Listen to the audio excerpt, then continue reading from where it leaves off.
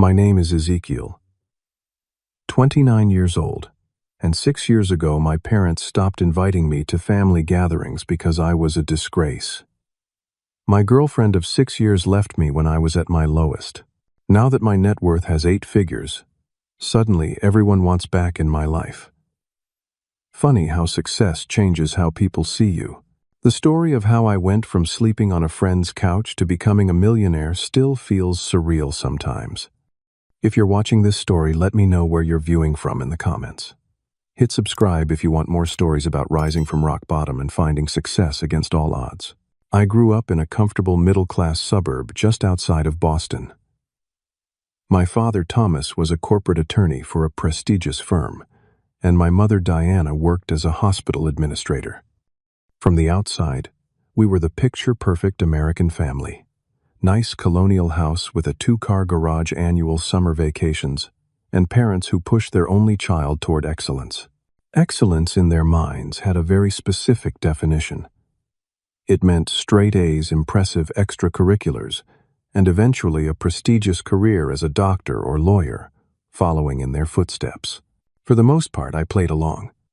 I was a good student, played baseball, and checked all the boxes that made my parents proud at dinner parties when talking about their son. But when I turned 12, everything changed. My uncle bought me my first computer for Christmas. Nothing fancy, just a basic desktop. Within weeks, I was completely obsessed.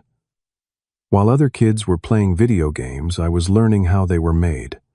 I started teaching myself coding through online tutorials, staying up late into the night mastering HTML, then CSS, then JavaScript. Ezekiel, turn off that computer and go to bed. You have school tomorrow, my mom would say almost every night, not understanding that I'd discovered my passion. By 14, I'd built my first simple website.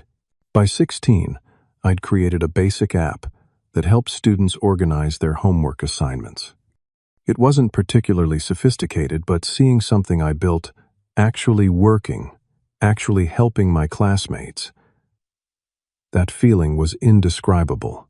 "This is just a hobby, right?" my father asked when I excitedly showed him my creation. Something nice for college applications, but not something to take seriously. I nodded, but deep down I knew this was what I wanted to do with my life. While my parents hung my academic awards on the wall, my real achievements were happening in my bedroom on that second-hand computer. Senior year of high school was when 2 important things happened. First, I met Jessica in AP Physics. She was brilliant, ambitious, headed for a neuroscience degree at Johns Hopkins. But unlike my parents, when I showed her my latest app idea, a local social platform for finding study groups, she actually got excited. "This is incredible," she said, her eyes wide, as I walked her through the mock-ups. "You could really do something with this." The second thing that happened was my decision not to apply to college. The day I told my parents remains etched in my memory. Sitting them down at our kitchen table, palms sweating, heart racing. "I've decided I want to focus on app development full-time after graduation," I said, trying to sound confident, despite my shaking voice. The silence that followed felt eternal. Then my father laughed, thinking it was a joke. When he realized I was serious, the laughter transformed into something else entirely. "No son of mine is going to throw away his future on some pipe dream," he said firmly. "You will go to college like we planned." But for the first time in my life, I stood my ground. I had 4 app ideas I believed in, modest savings from my part-time job at a local tech repair shop, and the naive confidence of youth. Jessica surprisingly supported me, even as she prepared for her own college journey. "We can make long-distance work," she assured me. "And who knows, maybe you'll be a tech millionaire by the time I finish med school." If only she knew how prophetic those words would be, and how different the journey would look than either of us imagined. After graduation, I used my savings to rent the smallest, cheapest apartment I could find. Essentially, a studio with a kitchenette in a not great neighborhood. I furnished it with second-hand finds and set up my office. Really just a desk from Goodwill and my trusty computer. My parents barely spoke to me that summer, treating my decision like a temporary rebellious phase that I'd soon grow out of. "When you come to your senses," my mother said, "during one of our increasingly rare phone calls, your college application materials are in the file cabinet. The deadline for spring admission is October." I never opened that file cabinet. Instead, I plastered my wall with wireframes and user flowcharts for my first serious app idea. A platform to connect local musicians for collaboration. The independence was both terrifying and exhilarating. For the first time, I was living entirely on my own terms, ready to prove to everyone, especially my parents, that I'd made the right choice. That first year of independence hit me like a freight train. The romantic notion of being a young tech entrepreneur quickly collided with the harsh reality of paying bills and surviving. My savings dwindled faster than I anticipated. Rent, utilities, food, and basic development tools quickly depleted what I'd thought would be enough runway for at least a year. Within 3 months, I had to find part-time work just to keep the lights on. I started as a morning barista at a local coffee shop, which let me work on my app in the afternoons and evenings. When that wasn't enough, I added evening shifts as a food delivery driver. My schedule became brutal. Up at 4:30 for the coffee shop coding from noon to 5. Delivering food until 10. Then more coding until I passed out around 1 or 2 in the morning. "This is temporary," I kept telling myself. "Once the app launches, everything will change." I poured everything into my musician collaboration platform, learning as I built. There were countless nights of frustration, bugs I couldn't solve, features I didn't know how to implement. Stack Overflow became my best friend. I cut corners on everything else in life. Eating ramen and peanut butter sandwiches, letting my apartment become a mess of coffee cups and takeout containers, wearing the same clothes until they absolutely needed washing.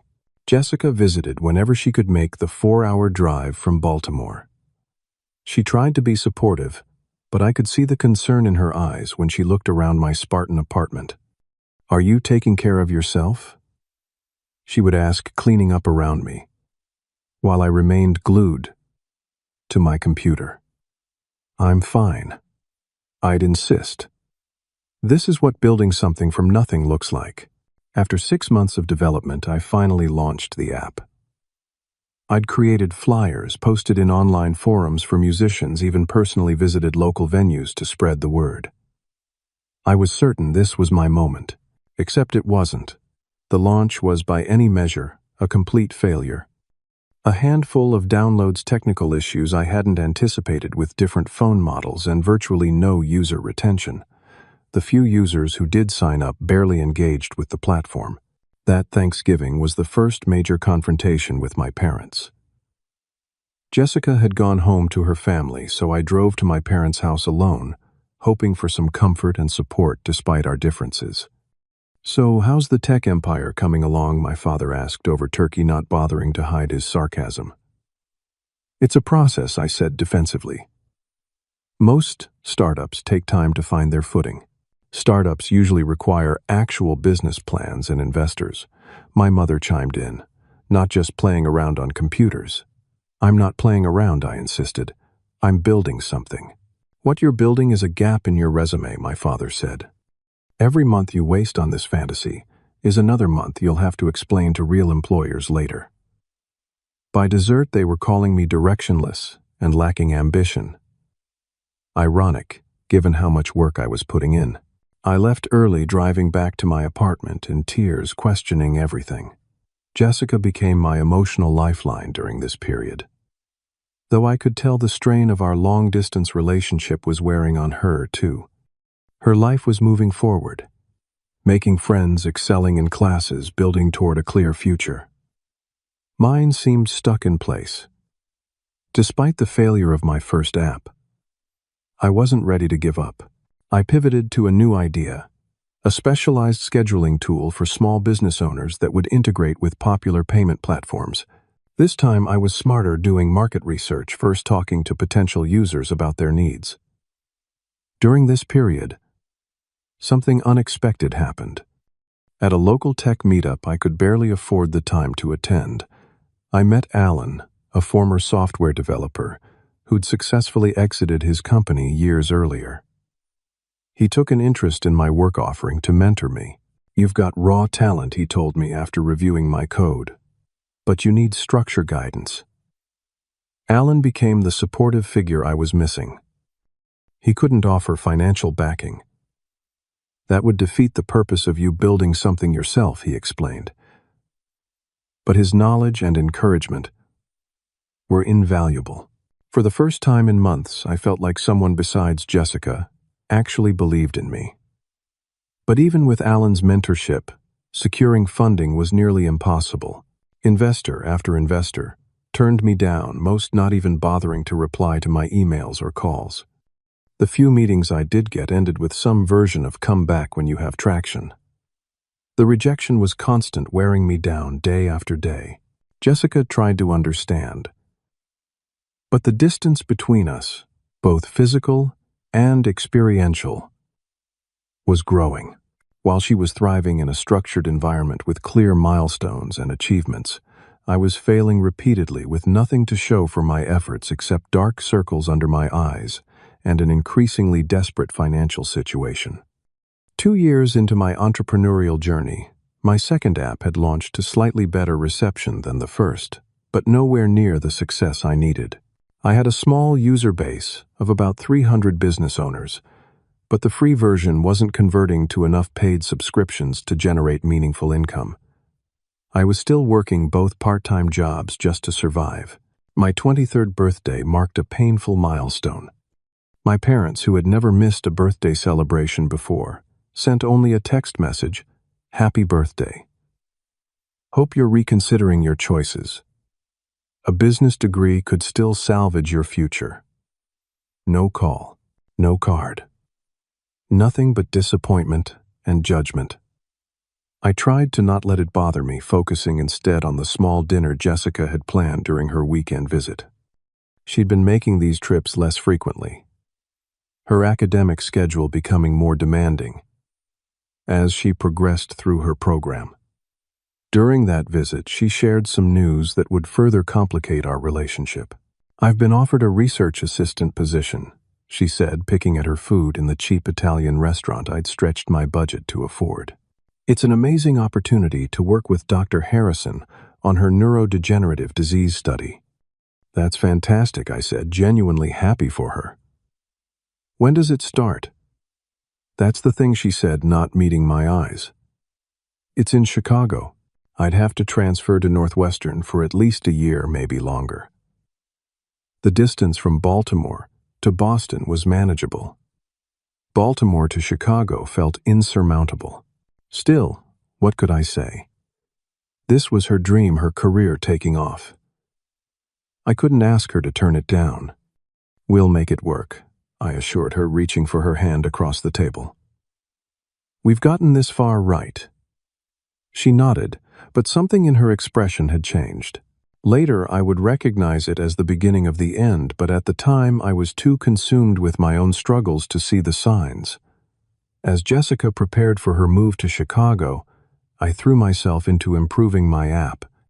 User feedback indicated potential, but I needed to add features that required more advanced development skills than I currently possessed. I spent countless hours learning new programming languages and frameworks, often coding until my vision blurred. Then came a devastating blow. My ancient car, a hand-me-down from my parents during happier times, broke down completely. The repair estimate was $1,700, money I simply didn't have.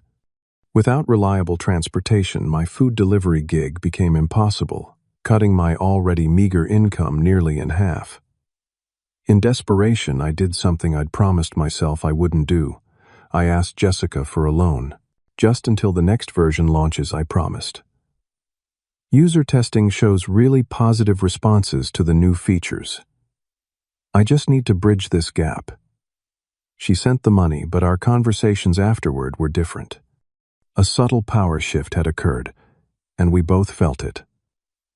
I was now financially indebted to my girlfriend, who was increasingly building a life separate from mine. Thanksgiving that year brought a new humiliation. Not only were my parents still critical, but they'd apparently been sharing their disappointment with our extended family. My uncle Walter, once my champion, who had given me my first computer now, looked at me with pity.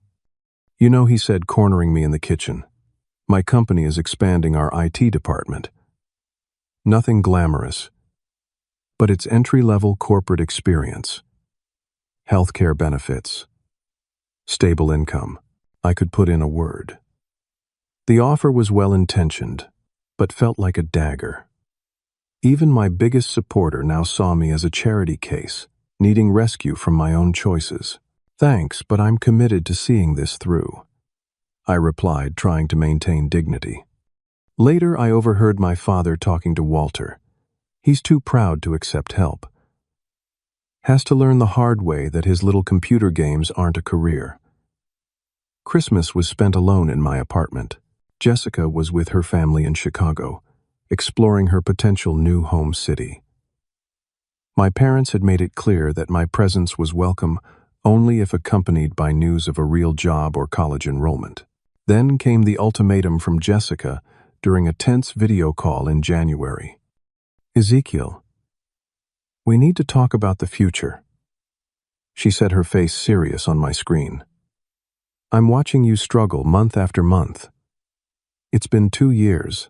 At what point do you decide enough is enough? I'm making progress," I insisted.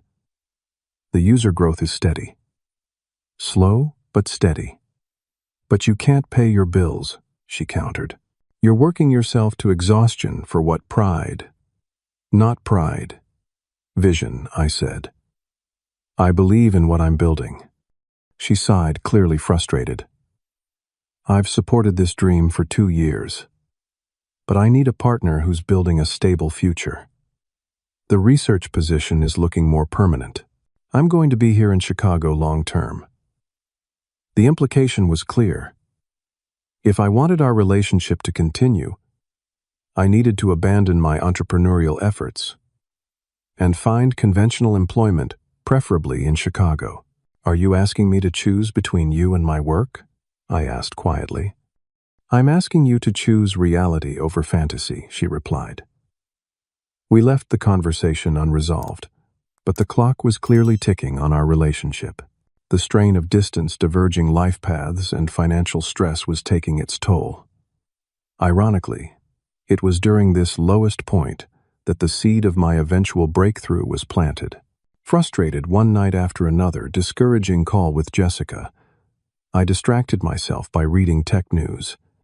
An article about growing privacy concerns caught my attention, highlighting how people were increasingly worried about their personal data being harvested by big tech companies.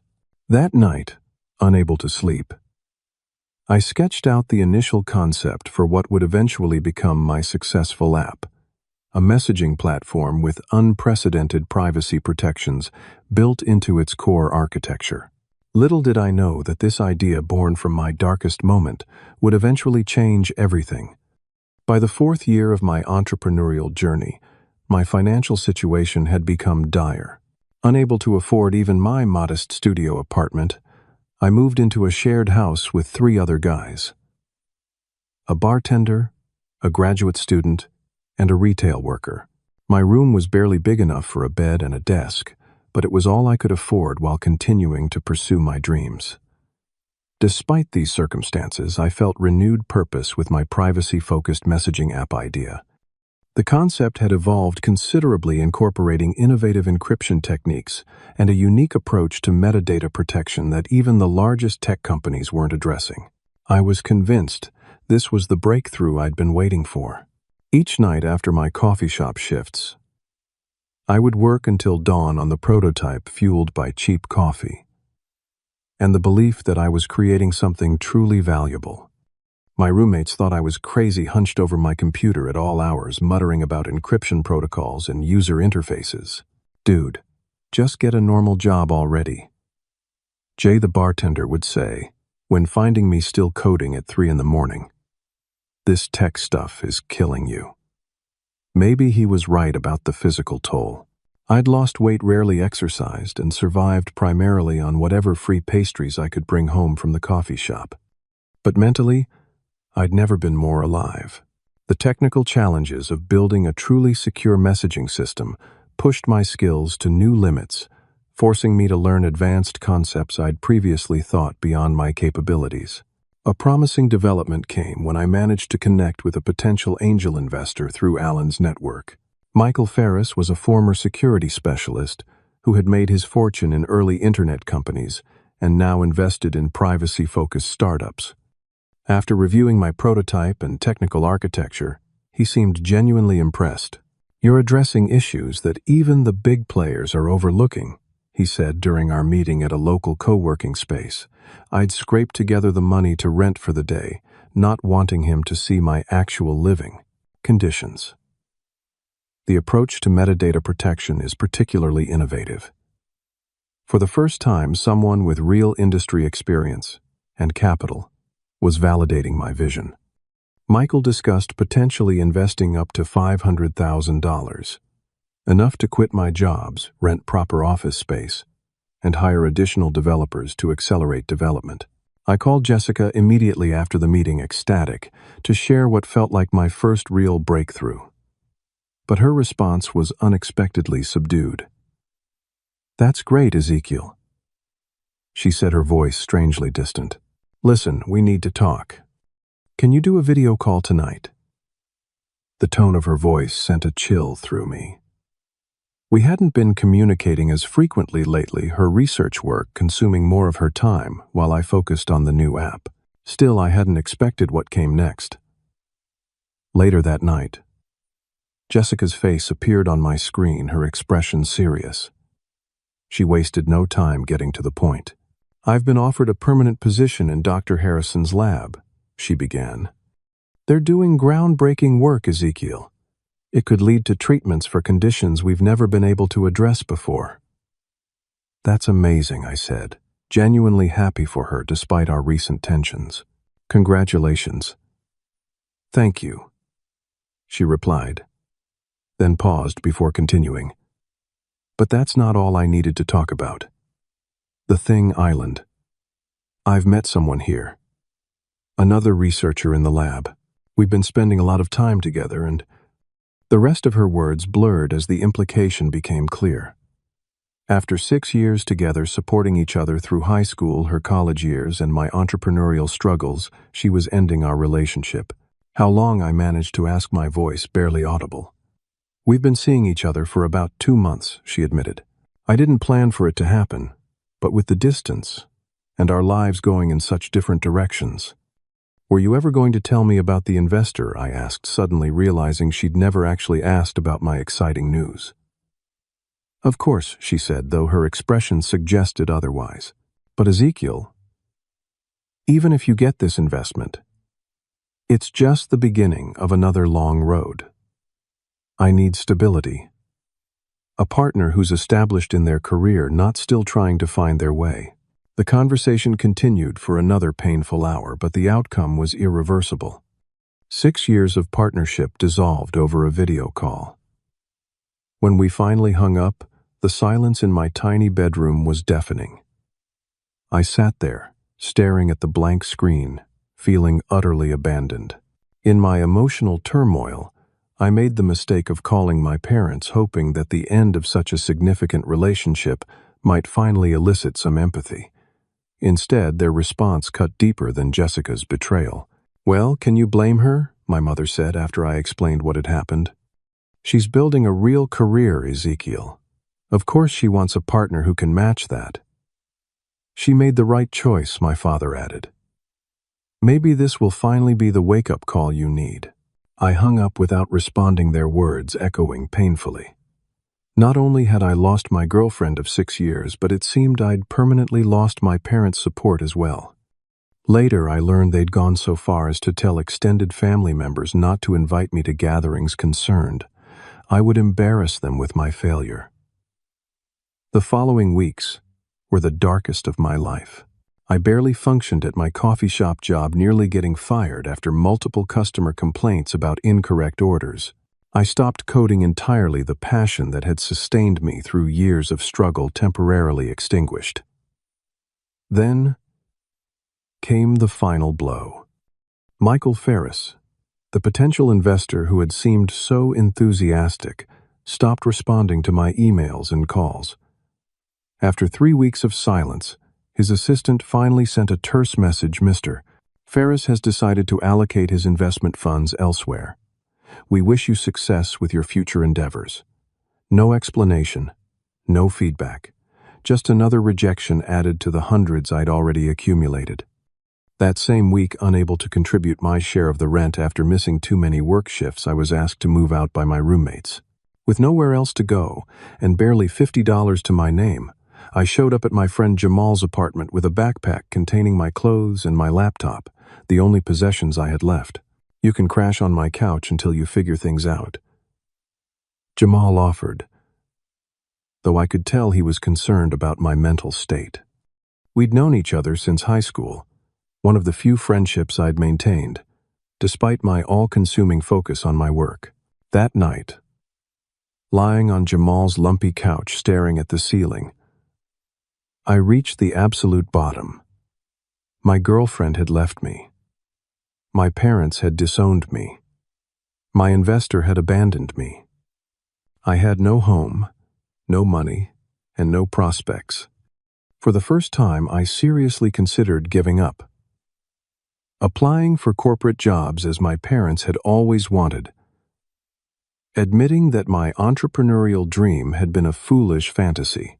I fell asleep that night, having never felt more alone, more rejected, or more like the failure everyone seemed to think I was. Rock bottom had a face, and it was mine, reflected in the dark screen of my powered-down laptop. Living on Jamal's couch marked the beginning of the 5th year of my journey, and strangely, the start of my turnaround. After a week of what amounted to depression-induced hibernation, I woke up one morning with a clarity I hadn't experienced before. Perhaps hitting absolute bottom had cleared away distractions. No relationship to maintain. No family expectations to worry about, nothing left to lose.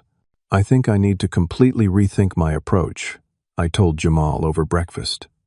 He looked surprised to see me animated again after days of barely speaking. I opened my laptop and started from scratch.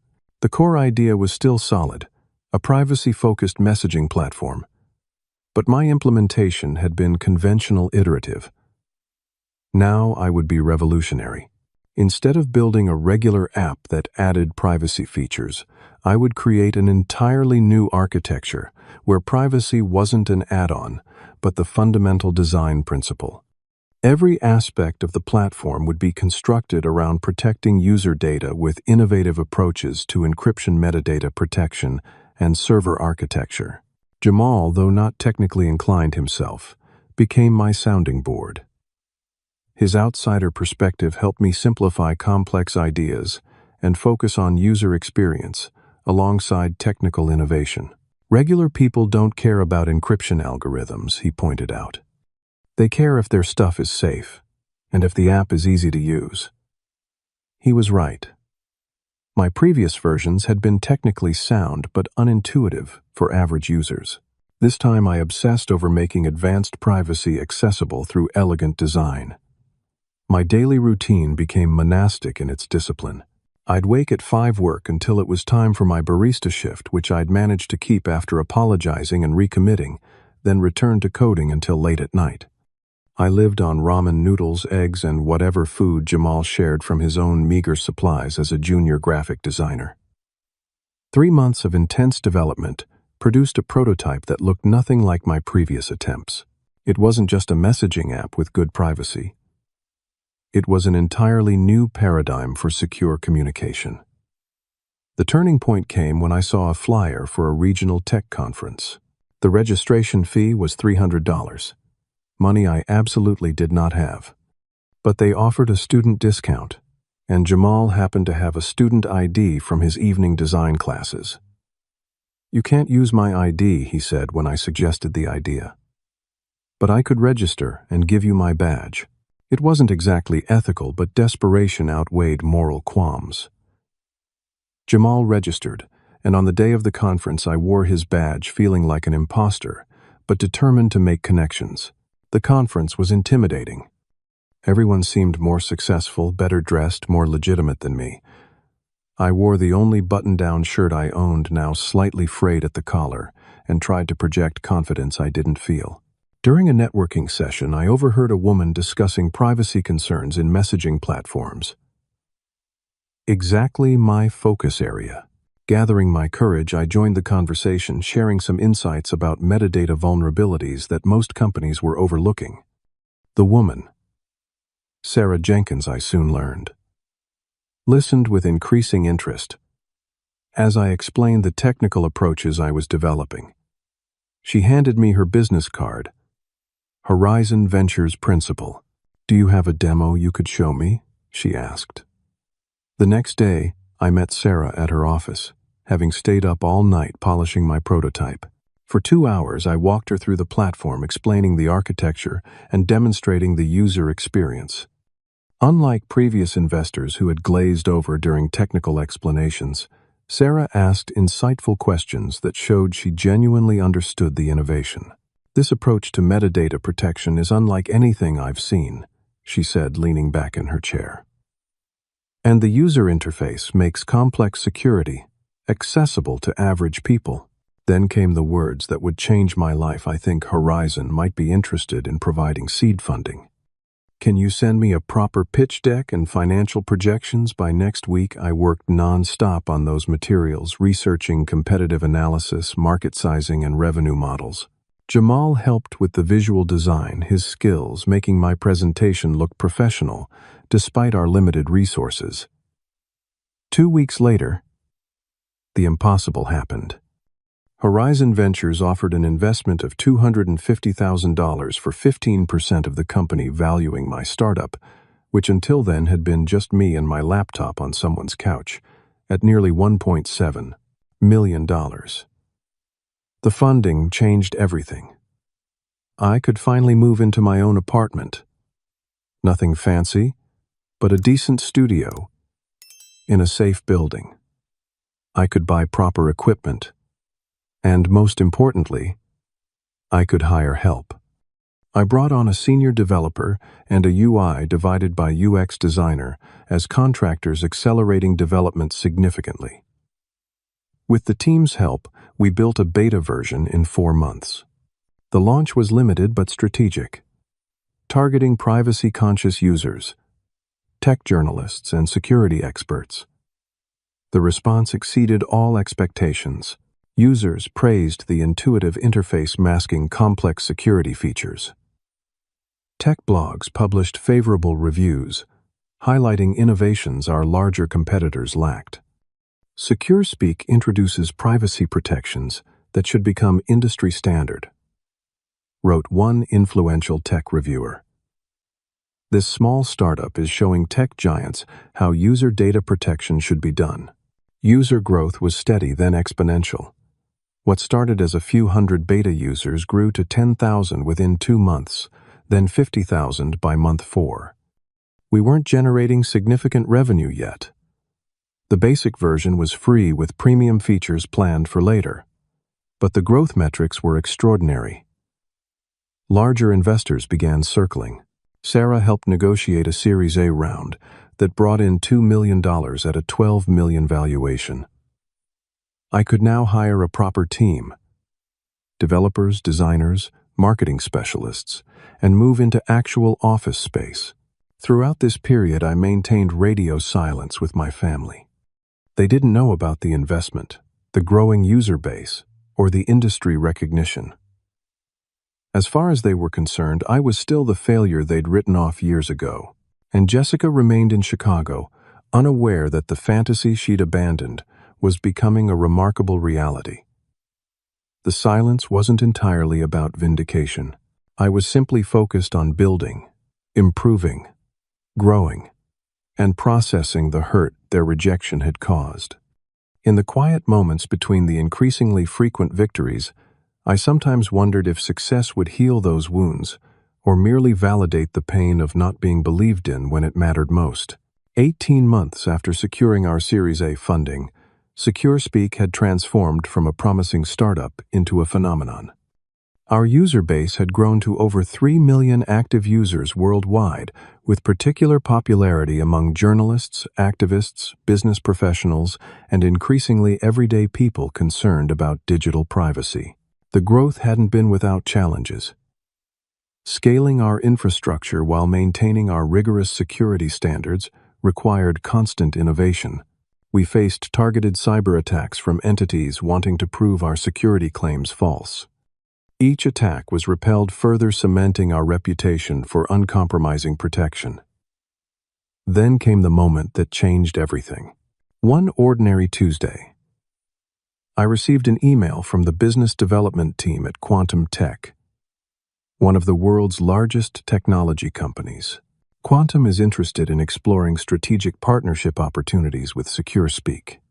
The message began innocuously enough. But by the third paragraph, their true intention became clear. They wanted to discuss acquisition. The initial meeting was surreal. I found myself sitting across from executives whose names I'd only seen in tech publications discussing how my technology could be integrated into their global ecosystem. What you've built addresses a critical gap in the privacy landscape. Quantum's chief technology officer said, "We believe your approach could become the new standard for secure communication." The initial offer was $50 million. My team and investors were ecstatic, but Sarah advised caution. "Your technology is unique," she said during a private conversation after the meeting. "And Quantum needs it more than they're letting on.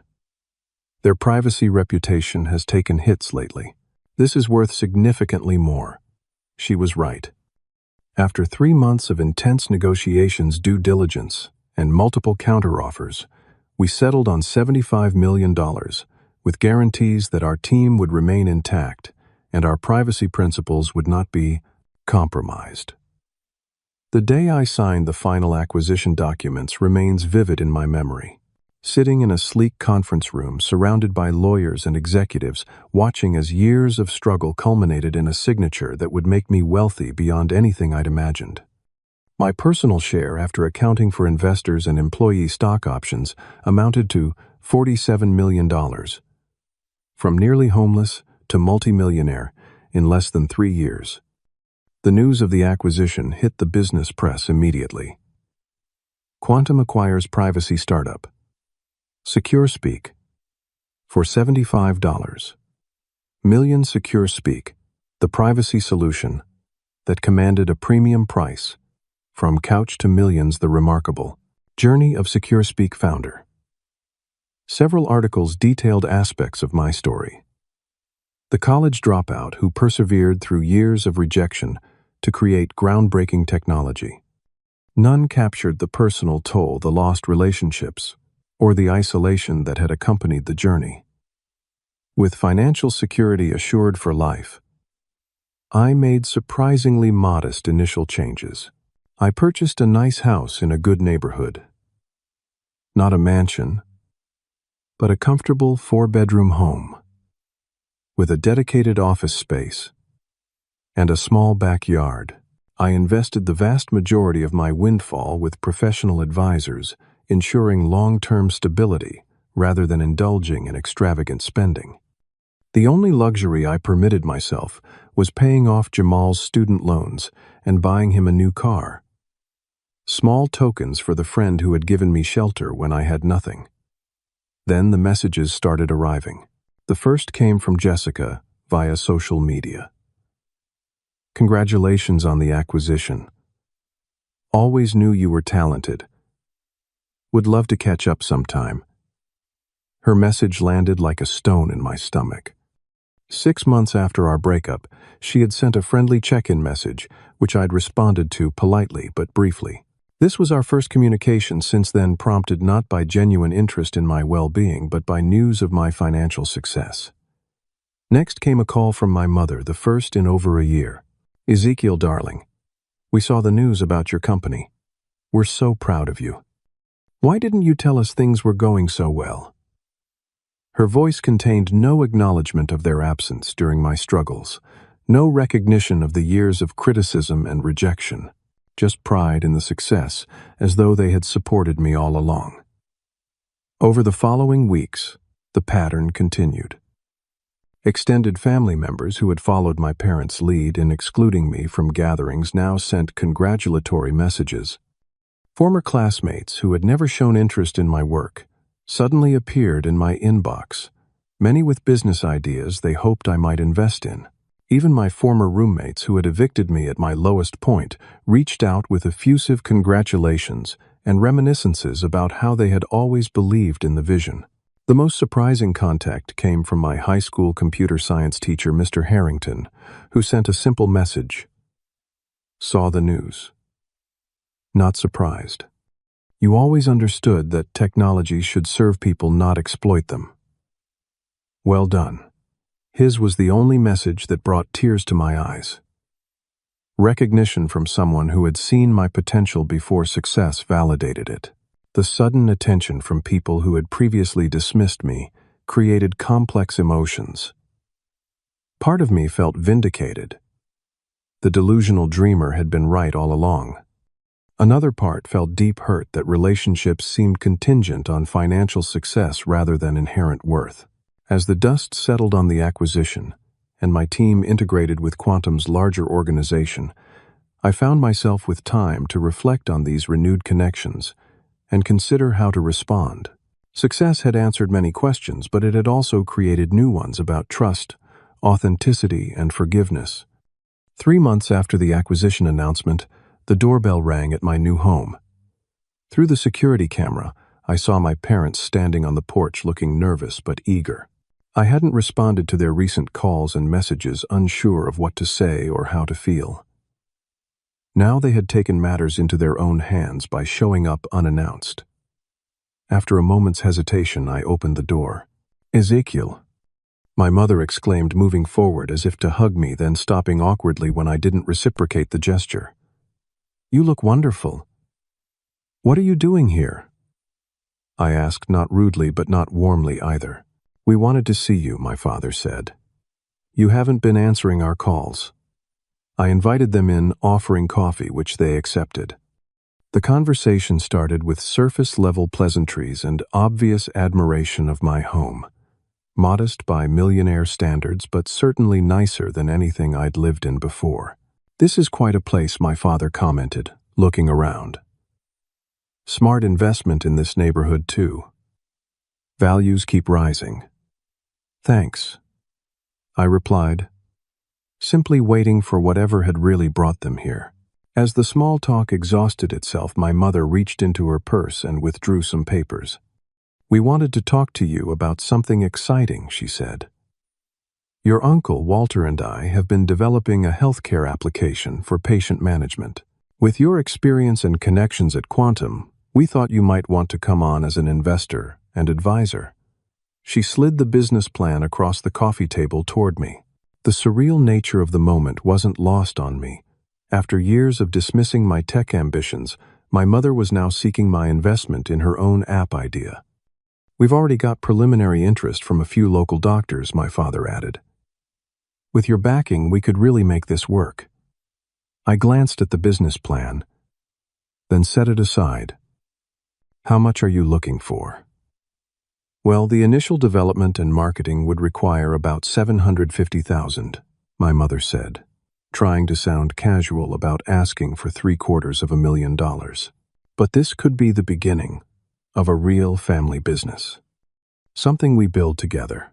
I nodded slowly, taking this in. Where was this family business mindset when I was sleeping on Jamal's couch? The question hung in the air, breaking the pretense that this was a normal family reunion. "That was different," my father replied defensively. "You were young, inexperienced. We were concerned about you." "Concerned enough to tell the extended family not to invite me to gatherings?" I asked quietly. "Concerned enough to say Jessica made the right choice when she left me at my lowest point My mother shifted uncomfortably. We may have been too harsh.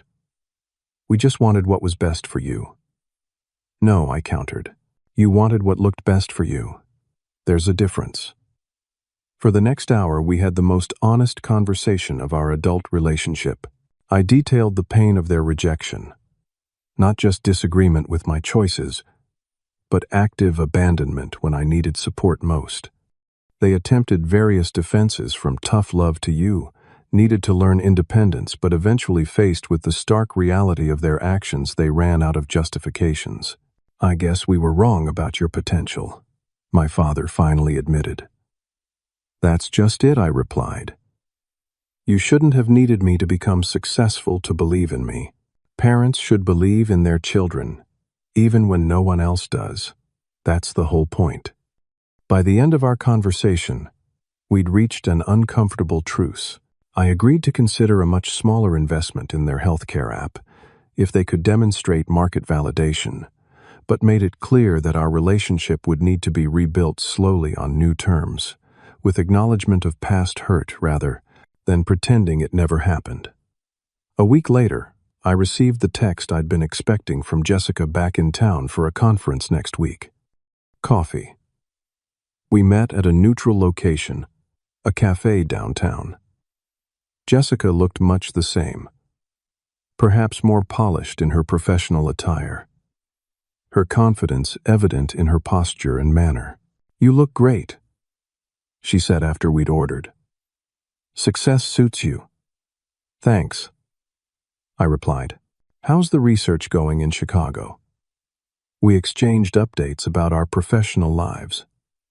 Her breakthrough research, my post-acquisition role at Quantum. The conversation was pleasant but superficial until she finally reached the real purpose of the meeting.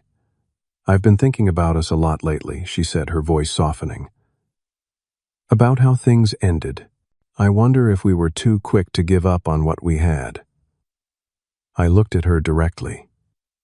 You mean, you wonder if you were too quick to give up on me once I've proven financially successful? She flinched. That's not fair. We were in different places, wanting different things. And now? Now I see that you were right. All along. You had the vision and the determination to see it through. I nodded slowly. But you couldn't see that potential when it mattered most. You needed external validation just like my parents. The conversation continued tensely as Jessica attempted to reframe our breakup as a temporary separation that had ultimately helped us both grow. I listened, recognizing that part of me had long fantasized about this moment. The ex, who left returning with regret after I'd achieved success. But that fantasy now felt hollow. The woman sitting across from me hadn't loved me through failure. She had left when things got hard, when my dreams seemed furthest from reality. The relationship she wanted to reclaim wasn't based on who I was, but what I had achieved. I appreciate you reaching out, I said finally. But I'm not interested in rekindling our relationship. What we had was important to me, and I wish you continued success, but that chapter of my life is closed. The look of genuine surprise on her face told me everything. She had expected my lingering feelings or gratitude for her past support to outweigh the pain of abandonment. She hadn't anticipated that success might have changed me as much as it changed her perception of me. In the months that followed these confrontations, I focused on rebuilding my life with intention rather than reaction. I established boundaries with my family, allowing for gradual reconciliation without financial entanglement. I provided some help for genuine needs. Medical expenses for my father's knee surgery, for instance, but declined to become the family bank or business investor. Therapy became an essential part of my healing process, helping me process the rejection I'd experienced and develop healthier relationships moving forward. Through this work, I recognized that while financial success had changed how others saw me, the real growth was in how I saw myself and what I now understood about authentic connection. My professional life evolved as well.